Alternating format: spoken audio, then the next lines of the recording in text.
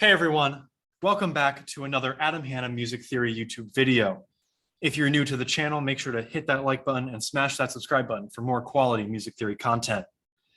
Today, we're going to be looking at a jazz composition of mine called Hunter in My Dreams. We're going to listen to it, and then I'm going to go through some form analysis, harmonic analysis, how I approached in technique, a methodology, the different ideas that I had when looking at this piece, how I came up with the idea. We'll go somewhat into like the melodic transformation, but most of it will be more harmonics. And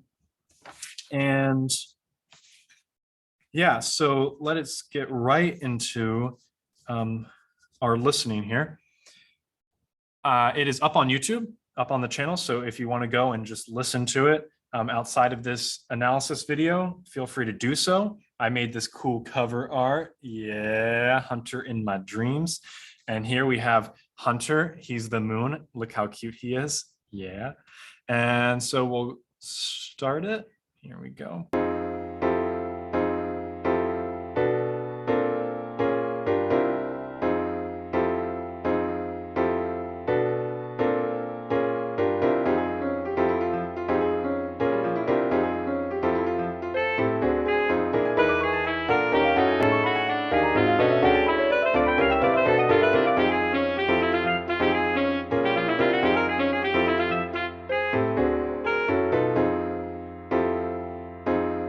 So this piece is for piano and soprano saxophone. Ideally, it would be a trio with percussion as well. And this is the solo section.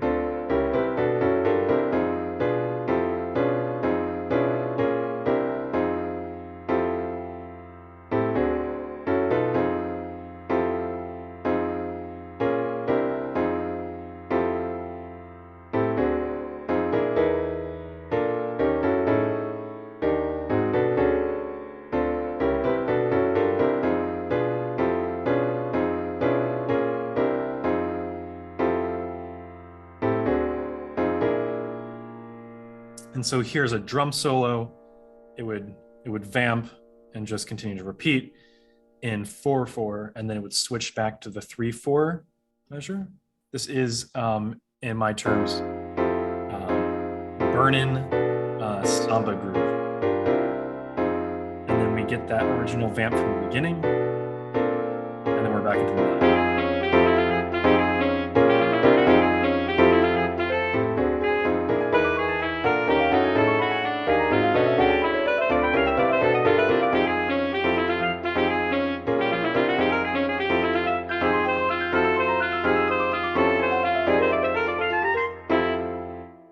Yeah. Period. All right. So, time to analyze. We begin, and you'll notice although the key signature looks like it's in F major, and I guess we do like the way that I wrote it, it goes back and forth between F minor and F major directly.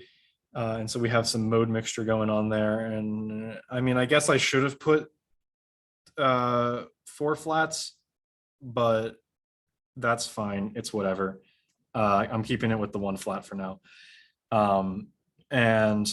But we do start with the F minor chord, and it goes to the F major 9, back to the F minor 7, F major 9. And so we get that back and forth motion. And then here, right off the bat, is when it gets interesting. We go to this B minor 7 here, which is, if we're in F, would be our tritone, a half step down from C, our B. And so in that sense, you know, I was thinking tritone substitution, and yet where it goes is not normally where tritone substitution usually follows. If this were like standard use of tritone substitution, we'd go probably B minor 7, or rather the it would be, I guess, a B7 or B7 flat 5 going to going back to F. And yet I do the tritone, but I make it a minor 7th chord, and it doesn't go back to the F minor chord, at least not for a while. Instead, it goes, the root goes down a half step to the B flat, and we get the B flat major 9 chord. And I wasn't really thinking about it when I first wrote it that way. I just kind of thought it sounded cool. I kind of thought it sounded cool. And the more I thought about it, the more I really haven't seen anything like work like that before. And I haven't seen much of it, if any of it, in like jazz studies that I've done. I mean, maybe I hear something similar to kind of a chromatic downward motion in improvisation, especially in contemporary jazz solos. So because the movement of the B minor 7 to the B flat major 9 is kind of different, and the thought process and where it kind of seems to want to go is where tritone substitution comes into play. I decided to name it chromatic resolution through tritone substitution or deceptive tritone substitution. I'm between those two names. I think that's pretty cool. If I'm coining something that already exists, you can let me know in the comments, and maybe I missed it, but I think this is cool and I want to name it something that I want to name it. So there we go. But so here we have what I consider chromatic resolution through tritone substitution, where this B minor 7 goes down to the B flat major 9. The B flat major 9 transitions to a B flat minor 7. So a little bit of mode mixture going on there. And then we get our 2-5-1 there at the end, going back to the F minor 7. And, I guess we could consider that B minor 7, the B minor 7, tritone substitution going to the F minor 7. If we wait like a hell long time, like that 4 measures going back, but I decided to analyze it differently, and that's, I don't know. I think it's pretty cool. And moving on, I think you'll notice that a big theme in Hunter in My Dreams is the use of tritone substitution. Here in the second ending, we have this A minor 7 to D7 flat 5 going to these A flat concerts here. And, the A minor 7 and the D7 flat 5 act as a 2-5, tonicizing the pitch of A flat concert. And then we do the same thing here, or I do the same thing here with this F minor 7, B flat 7 flat 5, tonicizing the pitch of E, and we get that E major 7th sharp 11 chord right here in the third measure of the second ending. And yeah, so we continue into this bridge, I consider it, and the piano kind of just goes crazy, and then the soprano sax kind of supports it underneath, you know what I'm saying? And we get some more tritone substitution, except here I decided to expand on it. Normal tritone substitution we see in like jazz standards is 2-5-1, a minor second below the fifth. But here I'm doing a 2-5. So we have the B flat major 7, E flat 7, major 2, 7, and then we get the minor 6-7, which is interesting, going to the A going to 1, which would be the next measure, A major 7 sharp 11. And so in that sense, it goes major 2, 5-7, minor 6-7, 1.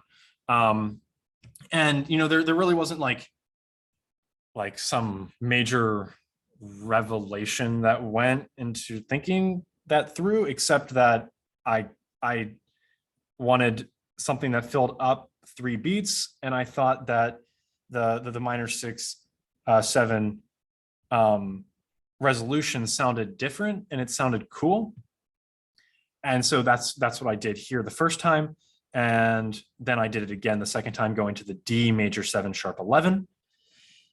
And then when we get to here, we have this D major 7 sharp 11, and then mode mixture, I change it going to the D minor 7. And then there's really no other explanation for what happens after this except for chromatic downwards motion using sort of diatonic, sort of chromatic. Like we have the D minor 7, and then we get this D flat diminished chord, which is technically diatonic. I mean enharmonically. And then we get this C major 7, also diatonic, in D minor, B minor 7, and then the 2-5-1 going back to F minor 7. Pretty much staying diatonic, but moving chromatically downwards, which I thought gave it a cool kind of vibe. And you'll notice that the melody in the piano and the soprano saxophone, they're in unison there. And both of them go downwards also. So there's a downward motion in the harmony, and there's a downward shift in the melody as well. And then we get the 2-5-1 going to F minor 7. Hell yeah. And it's pretty standard going up until there. Here we get some shift in meter. I'm tired of the 3/4. Sick, get that out of here. We're switching to 4/4. And to emphasize that, there is the drum beat going on. And if you're interested in like what I'm imagining for the drums in the background, you can go check out Steps. What is it? Steps What Was by Chick Corea. The percussion, the guy playing set on that tune lays down a sick groove. I would go check it out. It's a phenomenal tune, and the rhythm is just absolutely phenomenal. And I'm imagining that going behind here. But yeah, moving on, we get that hit on 4. So it's like a 3/4 measure with 1 beat before it, hit, and then bop, 2 beats, tritone substitution, tonicizing the A flat concert. And then we get a different tritone substitution going into the F minor 7. And then we get the burning Latin in 2. And here we have the same chord progression as in the 3/4, the main tune, the head, the bridge, and the head. But here we're in 4/4 instead of 3/4. Everything is pretty standard going through here until we get to here, the F minor 7, B diminished 7, F major 9, B diminished 9, so on, so on. And so my thought process here was I wanted to go back to the head, that alternation between the minor and the major and F, but I wanted something edgy to go between them to create some like dissonance, but that feels, you know, tight in where the harmony is leading.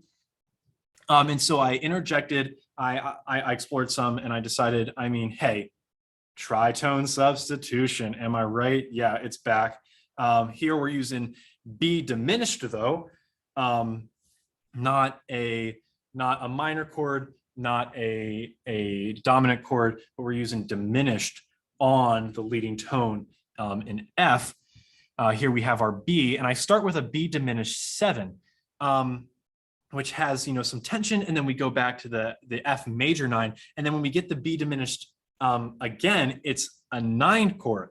So we're adding another pitch onto the diminished chord. And then when we get the B diminished chord again, it's a 13 chord. And so we're adding more pitches onto it, and it gets crunchy, and it gets crunchy, and it gets crunchy. And then it resolves downwards to the B flat minor 7, that chromatic motion downwards, a half step, going into the C9 back to F minor 7. And so I would say, you know, this is another example of what I was talking about with the chromatic resolution through tritone substitution. or the deceptive tritone substitution. Except here it's like sequencing, sort of. It comes back, and then it comes back, and then it comes back, and then finally it moves down to the B flat minor 7, going to the 5, and then to the 1 again. And I really enjoyed, adding more and more pitches, so you get the more, crunchy, and then some release, which I think is pretty cool. And if there's, if the piano's soloing over top of this, or the soprano sax is soloing over top of this, I'm sure they could play some sick, like whole half diminished scale stuff, or even over, some mode mixture using, F minor, like melodic scale or something, and throw down some super sick melodies to kind of tie this all together. That was my thought process going through here. And so then we get, once again, we get the tritone substitution, the A minor 7, D7 flat 5. And then we go into drum solo, extended drum solo in 4/4, and then the drums, could go into like more like a 6/4 feel, like here, like a 6/8, like a 1 2 3 1 2 3 1 2 3 1 2 3 1 2 3 1 2 3 1 2 3, something like that. Would like easily shift back into the 3/4 groove, which I was considering when I was doing this, and then once the piano's feeling solid with the 3/4, the piano can come back in, and you may have noticed at the beginning the piano throws down the chords on 3, not 1, not 2, but 3, and the consistent 3 almost can make you feel kind of a 1 2 3 4 almost like in 2. But with the percussion in the background, it's like sort of hemiolic, but it's like not really, but sort of. I think it kind of adds an extra edge to the feel. It kind of throws you off until the main groove or the main melody comes in when the head starts, and then you get like security in where it is. And when the head comes back in the last time, the first time it was just piano, now we have piano and soprano saxophone.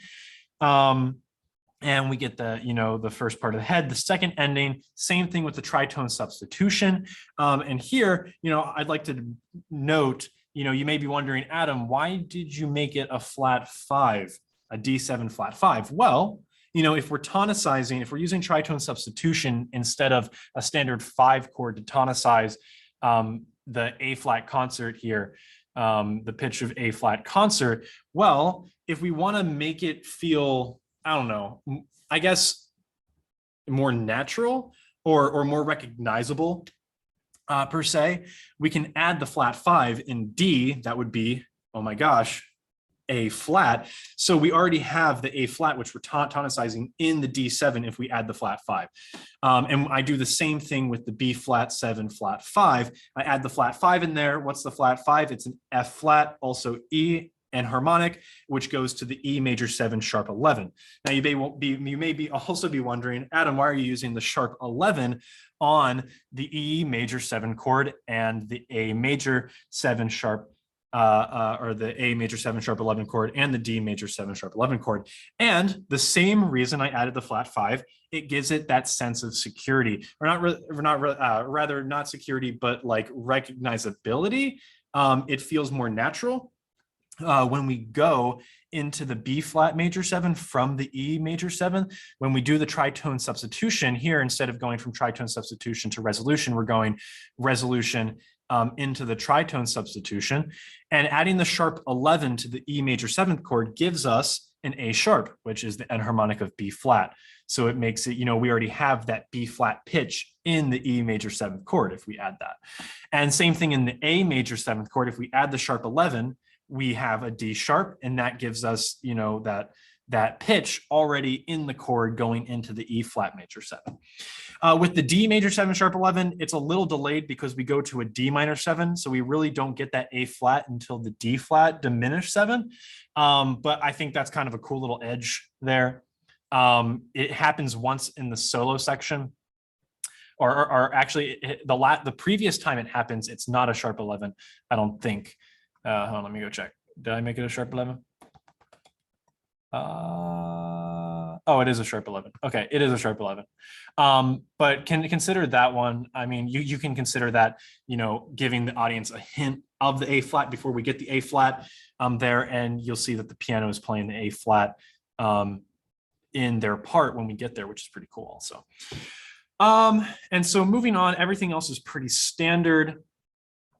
And going here at the end, you'll notice that our form continues as per standard in the beginning, except when we get to this F major 9 chord, the second ending's 2 measures. And so we get that 2 measures, except I go back to the F minor 9, to the F major 7, and I give it a flat 9 because the piano has a flat 9. And so I just rep the F instead of doing the weird stuff that I did before. And then I add another 4 measured and a beat onto the end of it. And I mean, there's really no extra reasoning for that, except that I think it's cool. And I wanted to throw in this super sick Chick Corea lick in the piano line, which the soprano saxophone line sort of comes in with some contrary motion, and a stop ending at the end. You'll notice that in the bridge, the soprano saxophone goes 1, 2, 3, bum, bum, bum, bum, bum, bum, bum, bum, bum, in ascending figure each measure. Here, the ascending figure is offset. So you're almost, at the very end where you think, there'd be some sort of the meter, the feel is solid, it's offset. I throw in a little bit of offset in the soprano accompaniment line just for fun because, hey, I think it sounds cool. And then we get this, the super sick line in the piano line, and it's going, and right as it's about to resolve, I put a rest, and then boom, stop ending on one of the final measure, which gives it a little, extra, kind of cool delayed end sort of feel there, which I think is kind of hip. And that's pretty much it. If we're looking at golden section, I'll give you, the golden section in, I guess, what we can consider the standard head bridge head would be right here with all these chords, with the when it starts going chromatically downwards by half step, every single chord is like a half step down before we get the 2, 5, 1 going to F major. Right here is the golden section of the ABA form. Would be the golden section here. And you notice at the golden section, a few things happen. We get that chromatic action. We also get the soprano line accompanying the piano line in that sick 8th note lick. And you'll notice that the bridge is extended. So the head is 8 measures, right? And when we get to the bridge, instead of being 8 measures, is 7 measures. What? Yeah, I took away a measure to give it kind of like an anticipation, because I mean, in what I would consider burn and samba groove, yeah, it's laid back to a point, but I think some of the